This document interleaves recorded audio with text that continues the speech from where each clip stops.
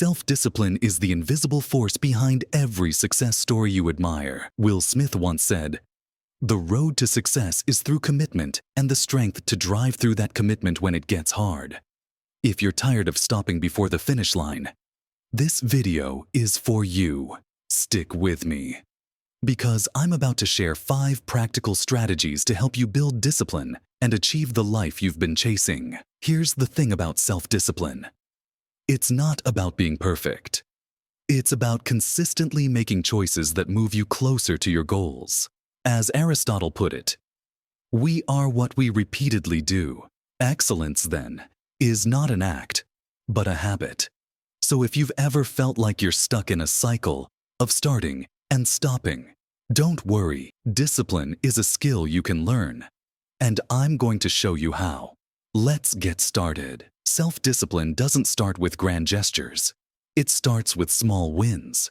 Tony Robbins says, "The only impossible journey is the one you never begin." But here's the catch. If the first step feels overwhelming, you'll never take it.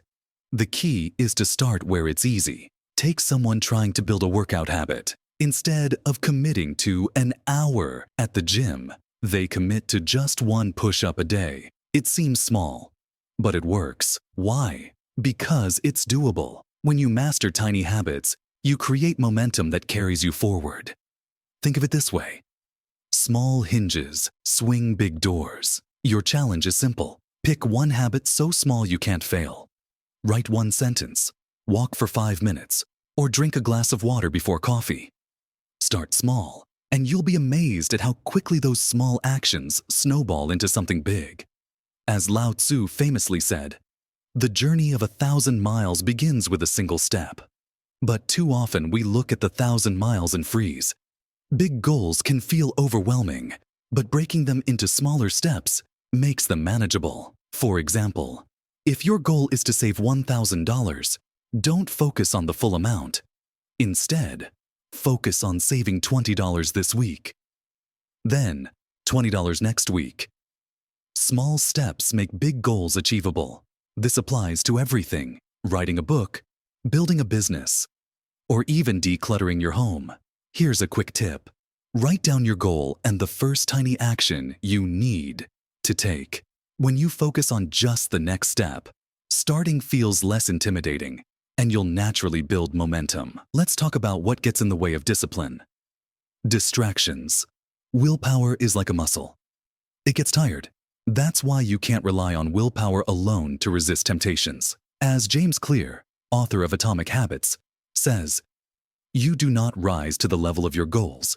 You fall to the level of your systems." In other words, your environment matters. Here's an example. If you're trying to eat healthier, don't keep junk food in your house. If you want to focus on studying, put your phone in another room. The fewer temptations you face, the easier it becomes to stay disciplined. This isn't about willpower. It's about setting yourself up to win. Take a moment to think about your environment. What distractions can you remove today to make discipline easier tomorrow? Routines are the backbone of self-discipline. Oprah Winfrey once said, "The big secret in life is that there is no big secret." Whatever your goal, you can get there if you're willing to work. And routines make that work automatic. Here's the beauty of routines. They eliminate decision-making.